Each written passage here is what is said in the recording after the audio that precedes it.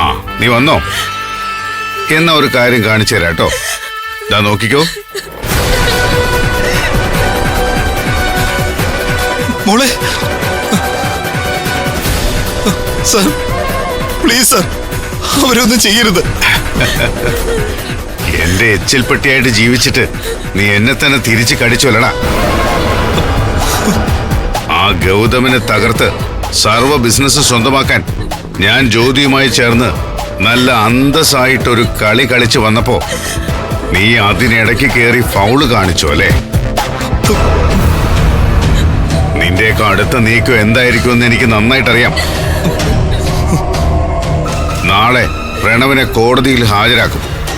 നീ കയറി പ്രതിക്കൂട്ടിൽ നിന്നിട്ട് ഉച്ചത്തിൽ അങ്ങ് വിളിച്ചു പറയും, CKCയും ജ്യോതിർമയിയും ചേർന്നാണ് എന്നെ കൊണ്ട് ഇതെല്ലാം ചെയ്യിച്ചതെന്നും ഞാൻ എല്ലാം ഏറ്റുപറയുമെന്നും സർവ്വ തെളിവുകളും പോലീസിന് ചൂണ്ടിക്കൊടുക്കുമെന്നും മാനസാന്തരപ്പെട്ട എന്നെ മാപ്പുസാക്ഷിയാക്കണമെന്നും അല്ലേ? സംശയം വേണ്ട, ദയവ് തോന്നും കോടതിക്ക്. നിനക്കൊരു മാപ്പുസാക്ഷി പട്ടം പകരം 2 പേരെ വിലങ്ങ് വെച്ച് ജയിലിലേക്ക് നടത്തും. ഒന്ന് ഞാനും പിന്നെ ജ്യോതിയും. ഗൗതമനെ ജയിലിൽ നിറക്കി നിധി മാഡത്തിന്റെയും ഗൗതം സാറിന്റെയും അനുഗ്രഹാശിസുകളും വാങ്ങിച്ച് നീയെ കോർട്ടിന് പുറത്തേക്ക് ഇറങ്ങുമല്ലോ. അവിടെ നിന്നിറങ്ങി നേരെ നീ വരണം വടക്കേപ്പുറം റെയിൽവേ മേൽപ്പാലത്തിന് അടിയിലേക്ക്. അവിടെ ഒരാൾക്കൂട്ടം കാണും. അതിനെ വകഞ്ഞു മാറ്റി അകത്ത് ചെന്ന് നോക്കിയാൽ ഈ എന്റെ അടുത്ത് നിൽക്കുന്ന നിന്റെ പ്രിയപ്പെട്ടവരില്ലേ, ഈ 2 എണ്ണത്തിന്റെയും ചിന്നിച്ചിതറിയ ശവങ്ങൾ കാണാം നിനക്കവിടെ.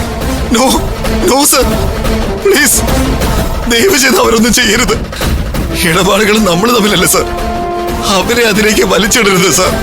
സർ പ്ലീസ്, സാറ് പറയുന്ന എന്തും ഞാൻ അനുസരിച്ചോളാം. എന്തും അനുസരിച്ചോളാമെന്ന് വേണ്ട പവിത്ര. അടിമപ്പണി അതെന്തായാലും നിന്നിൽ നിന്ന് ഞാൻ ഇനി ആഗ്രഹിക്കുന്നില്ല. ഒറ്റ ആവശ്യം മാത്രം, അത് നീ പക്ഷെ ചെയ്തിരിക്കണം. ഞാൻ എന്താ ചെയ്യണത് സാറ് പറ. നാളെ പ്രണവിനെ കോടതിയിൽ ഹാജരാക്കും. 1-ാം സാക്ഷി നീയാണ്. അവിടെ ചെന്ന് നിന്ന് വായ തുറക്കുമ്പോ നിന്റെ വായിൽ നിന്ന് CKC എന്നോ ജ്യോതിർമയി എന്നോ ഒരു ശബ്ദം പുറത്തു വരാൻ പാടില്ല. പറഞ്ഞത് ഓർമ്മയുണ്ടല്ലോ? റെയിൽവേ മേൽപ്പാലത്തിന് കീഴിലെ ട്രാക്ക്, അതിൽ തിരിച്ചറിയാനാവാതെ ചിതറിക്കിടക്കുന്ന ശരീരങ്ങൾ. അത് കാണണ്ടായെങ്കിൽ നാളത്തെ കോടതിയിൽ എന്ത് പറയണമെന്ന് നീ ഇപ്പോഴേ തീരുമാനിച്ചോ പവിത്ര? ഞാനത് അനുസരിച്ചോളാം. ഒരിക്കലും ഞാൻ സാറിന്റെയോ മാഡത്തിന്റെയോ പേര് പറയില്ല. ദേവി, ഇത് എന്റെ ഭാര്യയും കുഞ്ഞിനെയും വെറുതെ വിടണം. അതൊക്കെ പിന്നെ നാളത്തെ കോടതി സമയം കഴിഞ്ഞിട്ട്. സർ, സാറേ, സർ, ഞാൻ വാക്ക് പറഞ്ഞ വാക്കാണ്. ഇതിൽ നിന്ന് ഇനി മാറില്ല. അവരെ വിട്ടേക്ക് സർ. ടെൻഷൻ ആവാതെ പവിത്ര, നാളെ കോടതി സമയം കഴിയട്ടെ. അതുവരെ ഇവരെന്റെ കസ്റ്റഡിയിൽ സേഫ് ആയിരിക്കും. അത് കഴിഞ്ഞ് ഇവര് ജീവനോട് ഇരിക്കണോ വേണ്ടയോ എന്ന് നിനക്ക് തീരുമാനിക്കാം. Okay sir?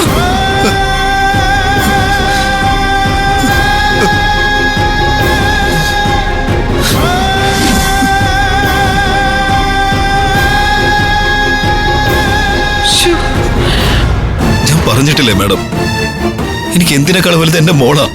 എന്നെ സ്നേഹിക്കുന്നില്ലെങ്കിലും എന്റെ മായ എനിക്ക് പ്രിയപ്പെട്ടതാ.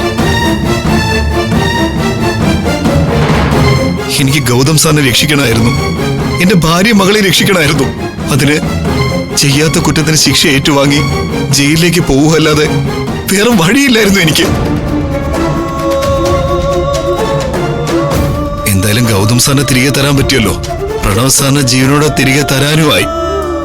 ആ ഒരു സന്തോഷത്തിനിടയിലും ഒരു വിഷമമുണ്ട് മാഡം. ചെയ്യുന്നത് ഗുണ്ടാപ്പണിയാണെങ്കിലും എന്റെ മോളെയും ഭാര്യയും ഞാൻ പട്ടിണി കിട്ടിട്ടില്ല. ഒരു കുറവും വരുത്തിയിട്ടില്ല ഞാൻ അവർക്ക്. പക്ഷേ ഇനി അങ്ങോട്ട് എങ്ങനെയാവുമെന്നറിയില്ല. ചിലപ്പോ ഞാൻ ചെയ്തു കൂട്ടിയ പാപങ്ങളെല്ലാം ഫലം അവരായിരിക്കും അനുഭവിക്കാൻ പോവുക. ആ സങ്കടം പവിത്രന് വേണ്ട. അവർക്ക് ഒരു കുറവും വരാതെ ഞാൻ നോക്കിക്കോളാം. ഒരുപാട് തെറ്റുകളും കുറ്റങ്ങളും ചെയ്ത പവിത്രൻ ഇപ്പൊ ചെയ്യാത്ത കുറ്റത്തിനാ ജയിലിലേക്ക് പോകുന്നത്. അതും ഗൗതമിന് വേണ്ടി ഒരു ശിക്ഷ ഏറ്റുവാങ്ങി. പവിത്രൻ ധൈര്യമായിട്ട് പൊയ്ക്കും. പവിത്രന് വേണ്ടി ഞാൻ മേൽക്കോടതിയിൽ പോവും. ഏതെങ്കിലും വഴിയിൽ പവിത്രനെ കുറ്റവിമുക്തനാക്കി ഞാൻ പുറത്തു കൊണ്ടുവരും. സമാധാനമായിട്ട് പൊയ്ക്കും.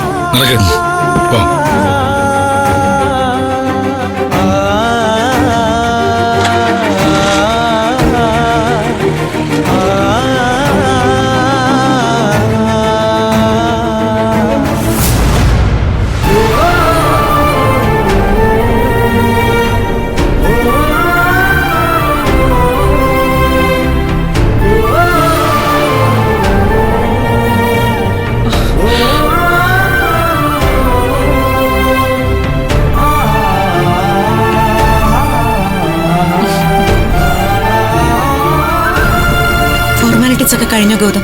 എങ്കിൽ പിന്നെ നമുക്കങ്ങോട്ട് പോയാലോ? കോടതി വെറുതെ വിട്ടോന്ന് കരുതി ഇവിടെ ഒരു ഒപ്പിട്ട് കൊടുത്തിട്ട് നമുക്കങ്ങ് പോകാൻ പറ്റില്ല. ഞാൻ സബ് ജയിലിന്റെ ആളാ. അവിടെ ചെന്ന് ചില പേപ്പേഴ്സ് കൂടി ഒപ്പിട്ട് കൊടുക്കണം. എന്നാലേ ഇറങ്ങാൻ പറ്റൂ. ഇനിയും ഒപ്പ് ജയിലിലേക്ക് പോണോ മോനെ? എങ്കി വാ, നമുക്ക് അങ്ങോട്ട് പോവാം. പോലീസുകാരുടെ കൂടെ തന്നെ ഞാൻ പോകണം.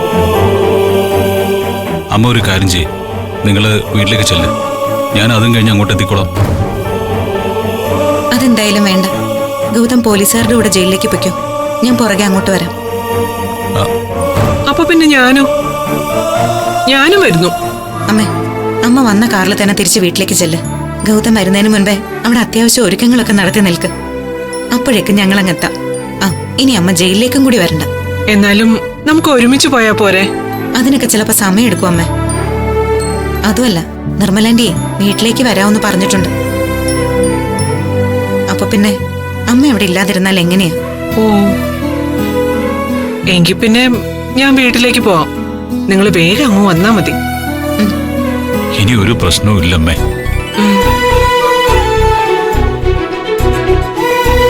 നിധി,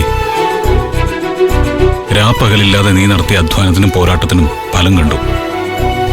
അവസാന നിമിഷം വരെ നീ തളരാതെ നിന്ന് ഫൈറ്റ് ചെയ്തു.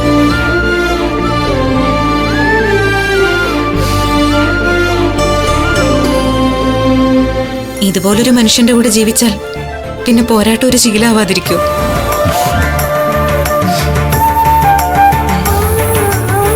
ജയിലിൽ നിന്ന് ഇറങ്ങിയതിൽ സന്തോഷമുണ്ട്. എങ്കിലും രണ്ട് കാര്യങ്ങളിൽ വലിയ വിഷമമുണ്ട്. ഒന്ന്, പ്രണവ് വീണ്ടും പഴയപടി തന്നെയായി.